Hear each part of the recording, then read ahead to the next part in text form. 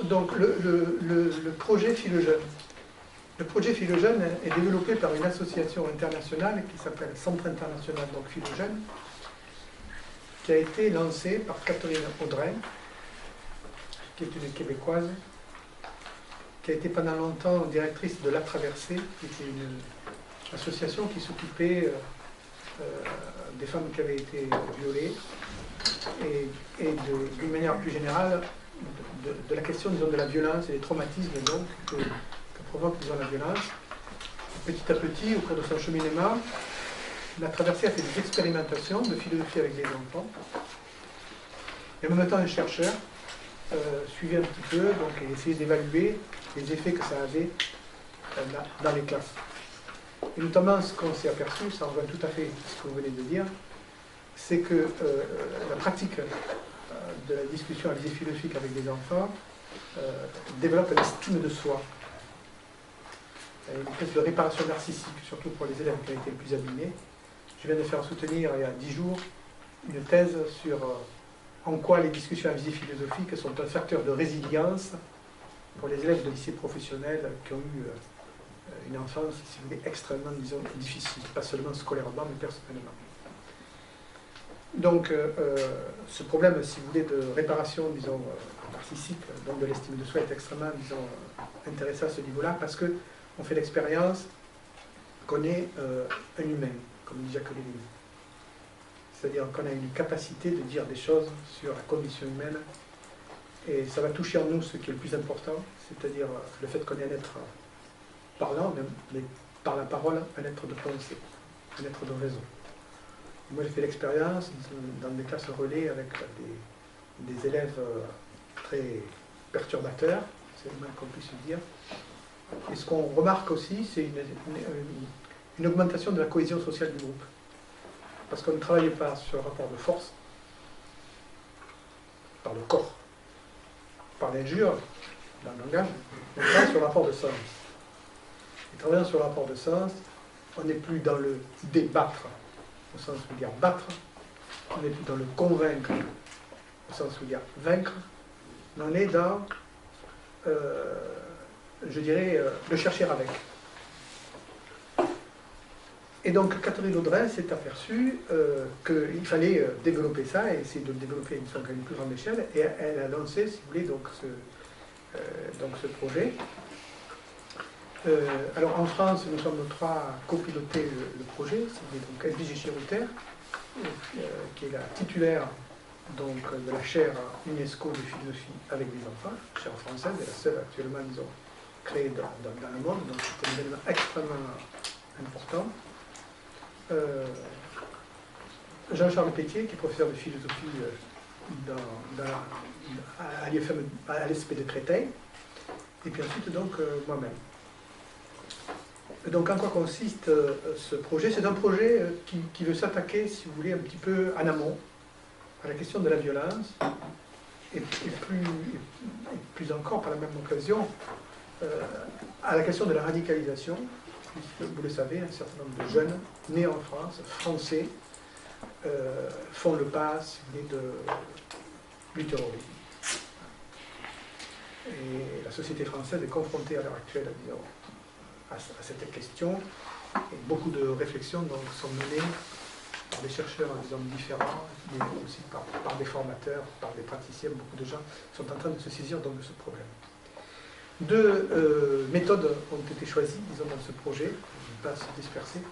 La communauté de recherche de Mathieu Liebman, parce que c'est le dispositif le plus connu dans le monde et qui a quand même depuis les années 70, depuis 70, donc c'est en même temps, si vous voulez, 45 ans. Hein, bon. Donc il y a déjà une longue pratique, si vous voulez, de la communauté donc, de recherche philosophique, la CREP. Et puis ensuite en France, c'est la DVDP, c'est-à-dire le dispositif donc, que j'ai mis en place avec Alain Delsol donc, et Sylvain Connac. Alors quel est l'objectif? L'objectif, c'est d'essayer de travailler sur les opinions donc, des élèves pour les déplacer dans leur, je dirais, dans leur adhésion de certitude par rapport à ce qu'ils croient. C'est ça la démarche philosophique. Une démarche philosophique, c'est celle qui a la capacité de remettre en question ses propres opinions, ses propres affirmations. C'est celle qui instaure un doute, une déstabilisation par rapport par rapport aux évidences, et la philosophie, une discipline qui commence avec l'étonnement, comme dit Aristote, et qui poursuit par le doute, les doutes méthodiques et systématiques, disons, de Descartes. Et dans ce projet, nous voulons beaucoup travailler aussi sur les degrés d'adhésion à une croyance. C'est-à-dire que dire c'est vrai, dire c'est probable, et dire c'est possible qu'il pleuve demain, il pleuvra demain, il va probablement pleuvoir, peut-être qu'il pleuvra. Voilà. C'est trois façons de parler de demain et de la pluie de manière extrêmement différente. Dans un premier, on a c'est une certitude. Dans le second, c'est une probabilité. Dans le troisième, c'est une possibilité. Voilà, trois, par exemple, degrés différents d'adhésion à une croyance. Et en philosophie, ce qu'on considère comme vrai, c'est peut-être probable, c'est peut-être possible, mais c'est peut-être douteux. Encore, voilà. Et là, on passe, si vous voulez, dans la reconsidération, finalement, de ses propres opinions. Donc c'est un processus de dédogmatisation, si vous voulez, de ces opinions. Car moi j'ai essayé d'analyser un petit peu ce qui se passe, si vous voulez. Quand vous croyez que vous êtes dans la vérité, si en plus de ça vous croyez que votre vérité est absolue, qu'elle est définitive, donc vérité absolue et définitive, vous êtes dans une position dogmatique. Cette position, disons, dogmatique, si vous avez l'occasion de pouvoir la partager avec d'autres, c'est formidable. On crée une communauté de certitude. Ça s'appelle, si vous voulez, donc une secte. Donc un point de vue sectaire, c'est un point de vue de gens qui partagent l'idée qu'ils ont une vérité absolue et définitive. Donc le dogmatisme risque de verser au sectarisme. Et lorsqu'on pense que la vérité définitive et absolue que l'on a, elle doit être partagée par les autres pour leur bien, à ce moment-là, on passe du sectarisme au fanatisme, dans un certain nombre de cas, au terrorisme. Soit on veut absolument convaincre les gens, par tous les moyens, puisque c'est pour leur bien, soit on les supprime parce qu'ils sont irrécupérables. Donc du dogmatisme au sectarisme, au fanatisme, au terrorisme, vous avez là une chaîne absolument, disons, mortifère, qui a son commencement dans les esprits, dans la pensée dogmatique. Donc il s'agit de travailler précisément sur la remise en question du caractère dogmatique, disons, de nos opinions. Une opinion, ça se discute. Et dès que je suis prêt à discuter avec quelqu'un, si un certain nombre de conditions sont réunies, à ce moment-là, je vais en avoir des bénéfices absolument considérables puisque je vais enrichir ma pensée. Parce que l'autre, par sa différence, forcément ne pense pas tout à fait comme moi, parce qu'il est un être singulier, une expérience, disons, différente. Et le fait de rentrer, disons, dans une discussion, ça va être précisément le fait de poser, là, comme ça, son opinion, à laquelle on est attaché, comme une hypothèse, en lui donnant un statut épistémologique d'hypothèse, qui va être donc discuté par le groupe pour validation, confirmation, disons, infirmation. Donc le dialogue, la discussion, c'est un moyen par lequel je vais mettre à l'épreuve ma propre pensée. Et ça, c'est extrêmement intéressant, soit parce que je peux la nuancer, soit parce que je peux, disons, changer d'avis, soit au contraire, parce que je peux la conforter en sachant davantage, parce que j'ai répondu, par exemple, rationnellement à des objections qu'on me fait, ben, la pensée, à l'arrivée, est beaucoup plus fondée que ce qu'elle était, disons, au départ. C'est-à-dire simplement, disons, le plus. Voilà un petit peu, donc, le projet. Alors, dans un premier temps, on a travaillé essentiellement, alors c'est un projet sur 5 ans, dans les 2 premières années, on va travailler essentiellement sur les collèges et les lycées. Parce qu'il nous a semblé, alors pour 2 raisons. D'une part, parce que c'est l'âge de l'adolescence, que c'est au moment de l'adolescence que, si vous voulez, avec la restructuration du psychisme, si vous voulez, l'adolescent ne sait plus qui il est, ne sait plus trop comment il va devenir, il est très déstabilisé, donc il a besoin à ce moment, disons, de certitude, il est prêt à se, manquant de repères, si vous voulez, donc il est prêt à se rattacher à précisément des choses qui pourraient combler l'angoisse de cette absence, si vous voulez, disons, de repères. Donc c'est un âge précisément donc, où on peut être amené à être endoctriné, si vous voulez, etc., etc. Ça c'est la première raison. Et la deuxième raison, c'était parce qu'il n'y avait pas, à notre connaissance, en tout cas de matériel, en matière de philosophie avec les enfants et les adolescents. Beaucoup de choses existent au niveau de l'école primaire, depuis une dizaine d'années, il y a eu soit de la littérature ad hoc, soit de la bonne littérature, etc., etc.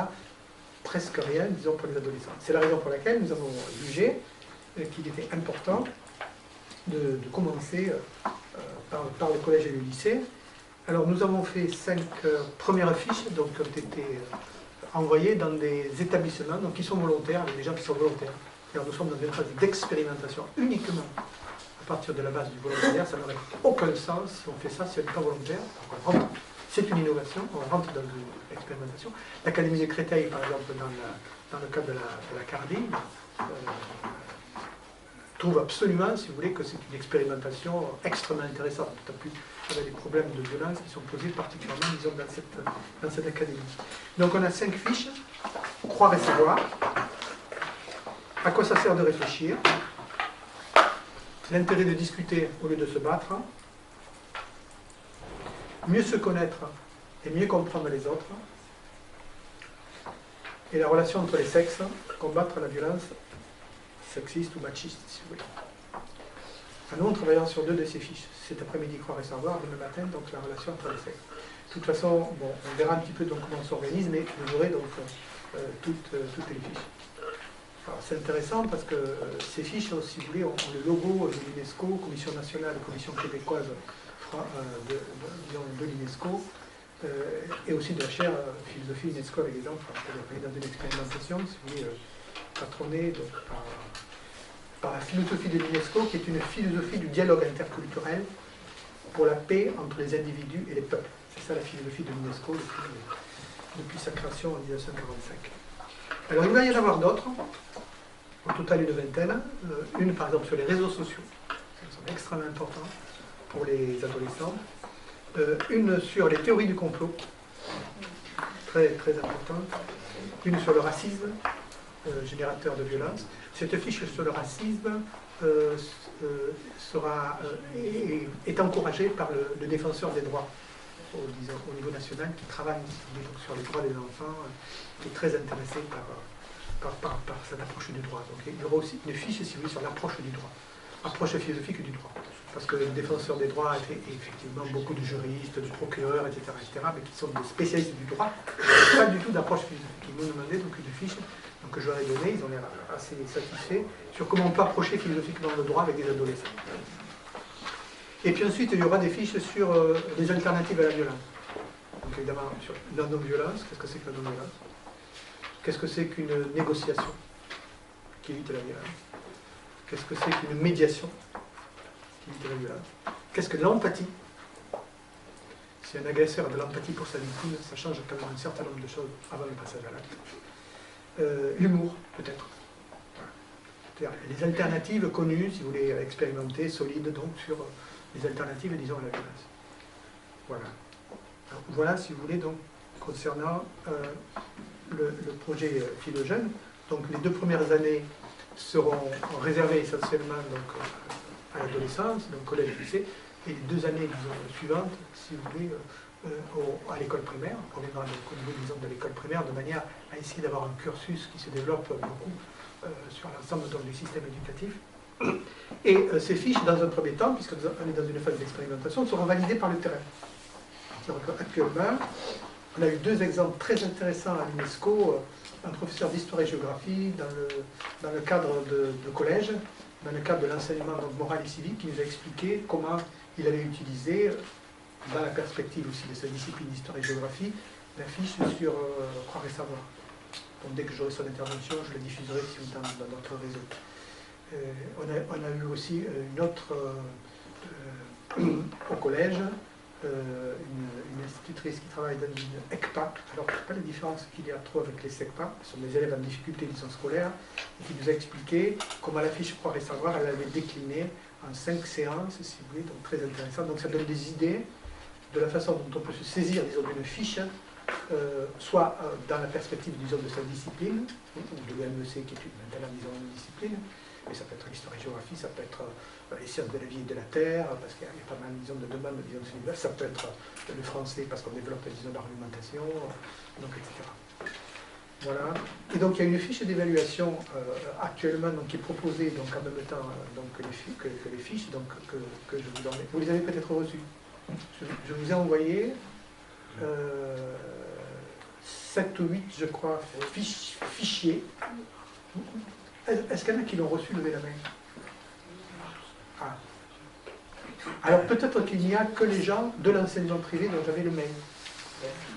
Voilà, donc ce qui explique que la moitié ne les a pas reçus. D'accord. Je vais vous envoyer dès que j'aurai un petit peu dans vos mails parce que je n'ai pas vos mails. Et il y a notamment donc, cette fiche si vous voulez, donc, de validation. Alors, cette fiche de validation, elle sort d'une chose, disons, très simple. Voilà, moi j'ai reçu cette fiche. Elle est trop riche, il y a trop de choses, etc. C'est fait exprès. Pour qu'on se saisisse de la multiplicité des pistes qui sont proposées par rapport à notre public, par rapport, etc. C'est pas du prêt à utiliser. Ça, moi, je me suis refusé en tant que prof de sciences de l'éduc qui est contre, si vous voulez, donc le prêt à former, mais bon, qui compte beaucoup sur la créativité et l'initiative, si vous voulez, des praticiens. Mais par contre, il y a un support. C'est-à-dire une fiche qui est costaud, hein, la fiche. Et précisément, peut-être, moi je m'étais mis à l'épreuve avec les enfants de dire voilà, cette fiche, moi, que j'ai faite en tant que chercheur et formateur, moi maintenant, qu'est-ce que je vais en faire en tant que praticien? Et j'ai utilisé ma propre fiche, c'était jeudi matin, avec des enfants de CM2 de 10e, une démonstration donc à l'UNESCO, voilà. Et effectivement, moi c'était devenu 7 ou 8 lignes, la fiche, et il y en a 10 pages.